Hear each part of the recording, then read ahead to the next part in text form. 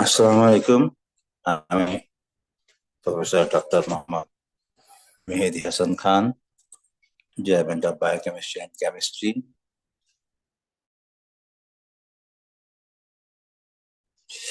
আমাদের কৃষি গুচ্ছের যে তারিখ বা কিছু কিছু আসলে পরিবর্তন হয়েছে। আমরা আগে জানতাম যে 11 তারিখ, 11ই মেতে আহ, গণভর্তি হবে। সেটা আসলে চেঞ্জ হয়েছে। আজকে 6ই মে, আপনারা এখানে যে দেখতে পাচ্ছেন, 6ই মে পঞ্চম অটো মাইগ্রেশনের পর শূন্য আসন যদি থাকে প্রার্থীদের তালিকা আজকে দেওয়া হয়েছে। 26 তারিখ থেকে 29 তারিখ পর্যন্ত যারা ভর্তি হয়েছিল, এদের মধ্যে যাদের মাইগ্রেশন অন করা ছিল তারা অলরেডি অটো মাইগ্রেশন হয়ে গেছে। আপনারা আপনাদের যে ভর্তির যে লিংক আছে সেখানে আপনাদের রোল এবং পিন নাম্বার দিয়ে আপনারা জানতে পারবেন। আমরা যদি দেখি, এই যে এইখানে আপনাদের যে ভর্তির তথ্য, হোম, এখানে আপনি আপনার যে কোনো জিজ্ঞাসা থাকলে এই যে সাইন ইন করে আপনার পিন এবং পাসওয়ার্ড দিয়ে যদি আপনি সাইন ইন করেন, সাইন ইন করলে যারা ভর্তি হয়েছে আপনারা কিন্তু দেখতে পারবেন যে আপনার যে মাইগ্রেশনটা কোথায় গেছে, কোন ফ্যাকাল্টিতে গেছে এবং কোথায়। যদি মাইগ্রেশন অন করা থাকে তাহলে অলরেডি পরিবর্তন হয়ে গেছে, আর যদি মাইগ্রেশন অন না করা থাকে তাহলে তো আগের ফ্যাকাল্টিতে আছে। সেই হিসাবে আপনারা সবাই এখন দেখে নিতে পারেন যে কোথায় কার চান্স হয়েছে। আরেকটি বিষয় হলো যে যারা মনে করছেন যে এখনো চান্স হয় নাই, ওয়েটিং এ ছিলেন, তাদের কি অবস্থা? তারা অলরেডি, আমরা একটা পঞ্চম অপেক্ষমান তালিকা একটু পরে আমরা দেখাবো। এই পঞ্চম অপেক্ষমান তালিকা হইতে নির্ধারিত প্রার্থীকে 10,000 টাকা দিয়ে 6 তারিখ থেকে 9 তারিখ পর্যন্ত, অর্থাৎ আজকে থেকে শুরু হয়ে গেছে, 9 তারিখের মধ্যে কিন্তু করতে হবে, ভর্তি নিশ্চিত করতে হবে। এই জন্য গুরুত্বপূর্ণ, অনেকে হয়তো 11 তারিখ পর্যন্ত অপেক্ষা করছিল। এই জন্য সবাইকে এই ভিডিওটা দেখার জন্য অনুরোধ করবো, এবং যে এটা নিশ্চিত হইতে হবে যে 11 তারিখ পর্যন্ত ওয়েট করা লাগবে না। কারণ যদি আপনি 11 তারিখ পর্যন্ত ওয়েট করেন এবং এই তথ্য যদি আপনার জানা না থাকে তাহলে কিন্তু ভর্তি হতে পারবেন না। সেজন্য আপনাকে এই 6 তারিখ গুরুত্বপূর্ণ। 6 তারিখ আজকে অলরেডি চলেই গেছে, 6 তারিখ, 7, 8, 9 এর মধ্যে আছে কালকে বৃহস্পতিবার, মাঝখানে কিন্তু 2 দিন শুক্র শনি আছে। অতএব কালকে থেকে এই কাজটা করতে হবে। পঞ্চম অপেক্ষমান তালিকা এবং অপেক্ষমান তালিকা যারা জেনে গেছেন তারা তো ভালো, না জানলে আমি একটু পরে ভিডিওতে আপনাদেরকে জানাবো। তাহলে 6 তারিখ থেকে 9 তারিখ পর্যন্ত কি করতে হবে? ভর্তির টাকা জমা দিয়ে ভর্তি প্রাথমিক কাজ সম্পন্ন করতে হবে। এরপরে যদি কোনো সিট খালি থাকে, ষষ্ঠ অটোমেশনের পর শূন্য আসন যদি থাকে, সেটা 10 তারিখে জানানো হবে।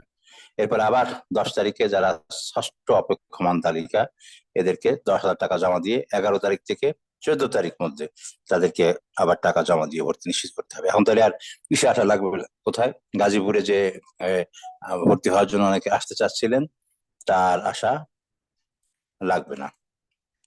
নেক্সট হলো, যদি কোনো কারণে এখানে সিট খালি থেকে 15 তারিখে সপ্তম অটো মাইগ্রেশন দেওয়া হবে, এবং এই সপ্তম অটো মাইগ্রেশনে এদের ভর্তি হলো 16 তারিখ থেকে, 16ই মে থেকে 19শে মে।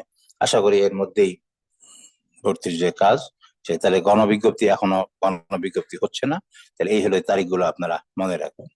তাহলে এখন আমরা যেটা জানবো যে কে কোথায় কোন বিশ্ববিদ্যালয়ের চান্স পেলো, তার যে লিস্ট, এই লিস্টটা কিন্তু এখন এইখানে দেখা যাচ্ছে। আমরা যদি একটু বড় করে দেখি, এবার দেখা যাচ্ছে কিন্তু ওয়েটিং এ ওয়েটিং এ কিন্তু বাংলাদেশ কৃষি বিশ্ববিদ্যালয়ের সিট খালি। সেখানে দেখা যায় ইকোনমিক্সে প্রায় 31টা সিট খালি, এবং যারা চান্স পেয়েছে তাদের তালিকা এখানে দেওয়া আছে। আপনারা দেখতে পারেন যে ওয়েটিং থেকে আপনার সিট এসেছে কিনা। তার মানে কিন্তু ওই বাংলাদেশ কৃষি বিশ্ববিদ্যালয়ে আমরা যেটা ভেবেছিলাম যে যারা ভর্তি হয়ে গেছে তাদের মধ্যে থেকেই হয়তো বাংলাদেশ কৃষি বিশ্ববিদ্যালয়ে চলে যাবে, তো না, আমরা দেখা যাচ্ছে যে সেখানেও সিট খালি রয়ে গেছে। বিশেষ করে আমরা দেখছি এগ্রি ইকোনমিক্স 31টা সিট খালি, এগ্রিকালচার ইঞ্জিনিয়ারিং এ 49টা, ফুড সায়েন্স অ্যান্ড ইঞ্জিনিয়ারিং এ 34টা, ফুড সেফটি ম্যানেজমেন্টে 28টা কিন্তু সিট খালি। আপনারা দেখতে পারেন রোল নাম্বার গুলো। তার মানে এখানে কিন্তু এই যে চারটা subject, agri economics, agri engineering, food engineering এবং ফুড সেফটি ম্যানেজমেন্ট। গাজীপুরও যদি আমরা দেখি, গাজীপুরও কিন্তু ফিশারিজ ভালো সাবজেক্ট, সেখানেও প্রায় 41টা সিট খালি।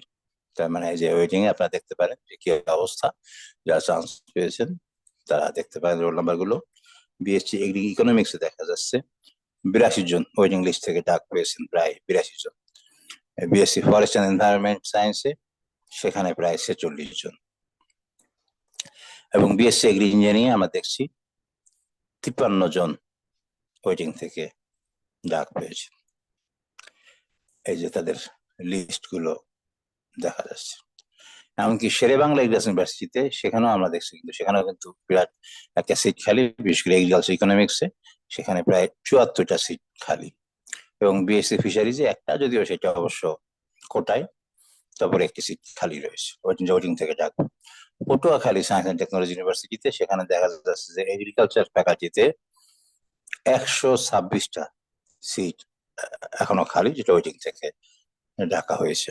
আপনারা লিস্টটা দেখে নিতে পারেন, রোল নাম্বার চেক করে নিতে পারেন। এই পেজে দেখা যাচ্ছে, আরো নিচের দিকেও দেখা যাচ্ছে আছে।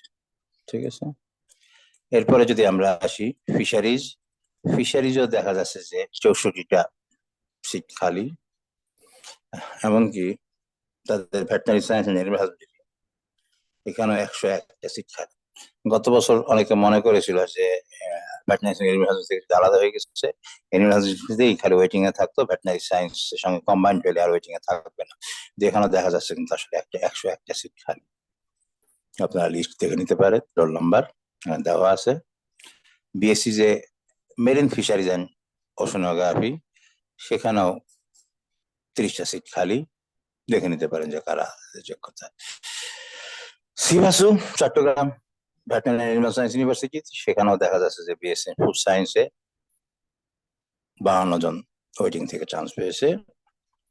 বিএসসি ফিশারিজে 45 জন এবং বিএসসি বায়োটেকনোলজি ইঞ্জিনিয়ারিং এ 16টা, ওদের সিট ছিল 30টা, সেখানে 16টা। এবার আমরা যদি দেখি সিলেট কৃষি বিশ্ববিদ্যালয়, সেখানে ভেটেরিনারি ফ্যাকাল্টিতে 100 সিট ছিল, এর মধ্যে এখনো 62 জন ওয়েটিং থেকে আসতে হবে, 62। এগ্রিকালচারে আছে 26, একটু কম, এগুলো 88 মধ্যে 26। বিএসসি ফিশারিজেও 75-এর মধ্যে প্রায় 66। এগ্রি ইকোনমিক্সও 60টা, এগ্রিকালচার ইঞ্জিনিয়ারিং এ 60টা। তার মানে একটা বিরাট অংশে বা মোটামুটি যারা ভর্তি হয়েছিল সেই তুলনামূলকভাবে বায়োটেকে দেখা যাচ্ছে কম।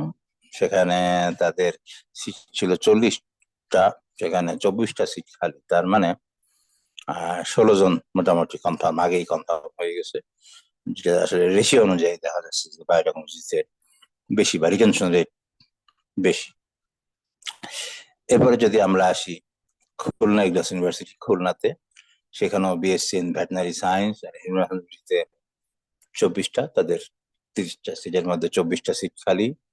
এগ্রিকালচারে 30টার মধ্যে 17টা, বিএসসি ইন ফিশারিজে 26টা, ইকোনমিক্সে 30টাই, এবং এগ্রিকালচার ইঞ্জিনিয়ারিং এ 26টা সিট তাদের খালি রয়েছে। এবার যদি আমরা দেখি হবিগঞ্জ এগ্রিকালচার ইউনিভার্সিটিতে এগ্রিকালচারে 25টা, বিএসসি ফিশারিজে 29টা, তার মানে একটা বাদে বাকি মোটামুটি সবাই। বিএসসি ব্যাচ সায়েন্স এন্ড এইচে 26টা সিট তাদের খালি রয়েছে। এবং আমরা যদি কুড়িগ্রাম এগ্রিকালচার ইউনিভার্সিটিতে যাই, তাদের 40টা করে সিট ছিল, সেখানে বিএসসি এগ্রিকালচারে 32টা, মানে 8 জন হয়তো বা তারা কাছাকাছি বা এসে 8 জন মোটামুটি তারা থাকছে। আর বিএসসি ফিশারিজে যদি আমরা দেখি, সেখানে দেখা যাচ্ছে যে 39 জন। তার মানে একটি বিরাট একটা অংশ আমরা দেখলাম যে ওয়েটিং এ আসছে, অর্থাৎ 5th মাইগ্রেশনে এই এত বড় একটা লিস্ট বা এত সিট খালি। তো যে জিনিসগুলো গুরুত্বপূর্ণ, যেটা বললাম, যারা ওয়েটিং এ আছে এবং চিন্তা করতেছিল যে ওয়েটিং থেকে ভর্তি হইতে পারবে কি পারবে না, তাদের জন্য বলছি যে অনেকগুলো সিট খালি, সেই হিসাবে এবার ওয়েটিং এ অনেক দূর পর্যন্ত যাচ্ছে। এবং যা এখনো এই যে লিস্ট আছে, এই লিস্টের মধ্যে এখনো যারা আসতে পারে নাই, তাদের জন্য সুখবর হলো যে 5ম মাইগ্রেশনের পরও 6ষ্ঠ এবং 7ম আরো 2টা মাইগ্রেশন বাকি রয়েছে। তার মানে আরো দূর পর্যন্ত যেতে পারে। আর যারা ভর্তি আসলেই হইতে ইচ্ছুক তাদেরকে বলবো যে যে তারিখগুলো যে আমরা দেখেছি আবার স্মরণ করে দেওয়ার জন্য, যে এই তারিখের মধ্যেই কিন্তু আমাদেরকে ভর্তি হইতে হবে। অর্থাৎ আজকে তো অলরেডি 6 তারিখ চলে গেছে, 6 তারিখ থেকে 9 তারিখের মধ্যে কিন্তু 10,000 টাকা দিয়ে ভর্তি সম্পন্ন করতে হবে। আর এর আগের স্লাইড গুলিতে আমি আসলে বলেছি যে কৃষি পড়ার কতটুকু গুরুত্ব বা চাকরির সুযোগ। বাংলা মানুষের খাদ্যের দরকার পড়বেই, যার জন্য কৃষি, পশুপালন, ভেটেরিনারি বা ফিশারিজ এগুলোর চাহিদা আজীবন থাকবে। এবং বিসিএস এও তাদের তো নর্মাল কোটা, যারা জেনারেল কোটা আছে তাদের সঙ্গে এই সমস্ত সাবজেক্টে কোটা আছে। নতুন নতুন সাবজেক্ট গুলিও এখন এগিয়ে যাচ্ছে। যে এখন হাওরে ধান কাটা সমস্যা, পানি, দেখা যাচ্ছে মেশিন দিয়ে ধান কাটতেছে, বা বিভিন্ন প্রযুক্তি, এই প্রযুক্তির যুগে এগ্রি ইঞ্জিনিয়ারিং এর দরকার পড়ছে। তারপরে এই যে বিভিন্ন জিনিস আমাদের মার্কেটিং এর জন্য এগ্রি ইকোনমিক্স এরও দরকার পড়ছে, এবং তাদেরও ভালো চাকরির সুযোগ সুবিধাও রয়েছে। তারপরে এখন আমাদের বনের দরকার, ফরেস্ট্রি, বায়োটেকনোলজিতে প্রতিটা, কদিন আগে আমরা ডিএনএ ডে পালন করলাম। তো বায়োটেকনোলজিতে আসলে সবার জন্যই দরকার। সিলেট কৃষি বিশ্ববিদ্যালয়ের প্রথম বায়োটেকনোলজি ফ্যাকাল্টি, তারপরে চিটাগাং, ভবিষ্যতে হয়তো বা আমার জানা মতে